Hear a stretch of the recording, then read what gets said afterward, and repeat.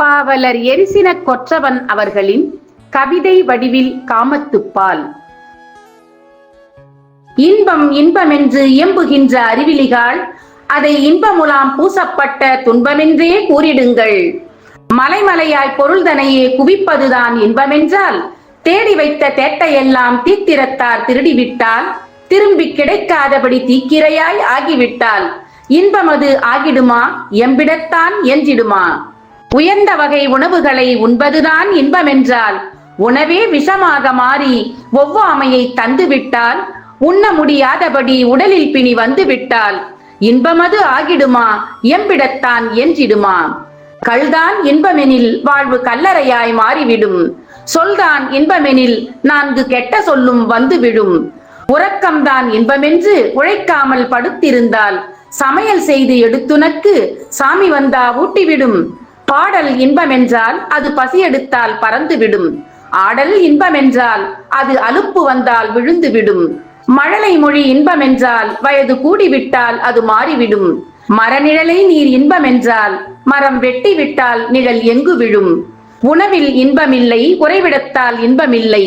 ஆடையில் இன்பமில்லை, அணிகலனால் இன்பமில்லை. பல தேசம் பயணப்பட்டு பார்ப்பதிலும் இன்பமில்லை. அயலவரை அடிமையாக்கி ஆள்வதிலும் இன்பமில்லை.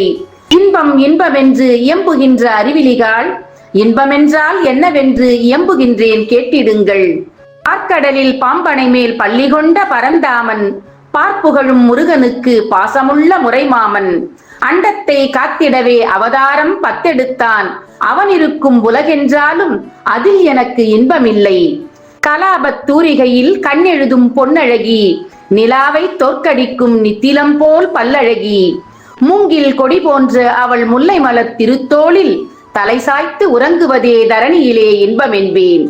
மூங்கில் கொடி போன்ற அவள் முல்லை மலர் திருத்தோளில் தலை சாய்த்து உறங்குவதே தரணியிலே இன்பமென்பேன்.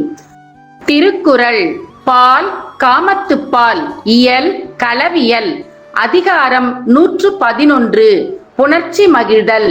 குறள் எண் 1103. தாம் வீழ்வார் மென்தோள் துயிலின் இனிதுகொள் தாமரை கண்ணான் உலகு. பொருள்: கமலம் போல் கண்ணுடைய திருமாலின் உலகமே ஆனாலும் என் காதலியின் தோளில் சாய்ந்து உறங்கும் இன்பத்துக்கு அது ஈடாகாது.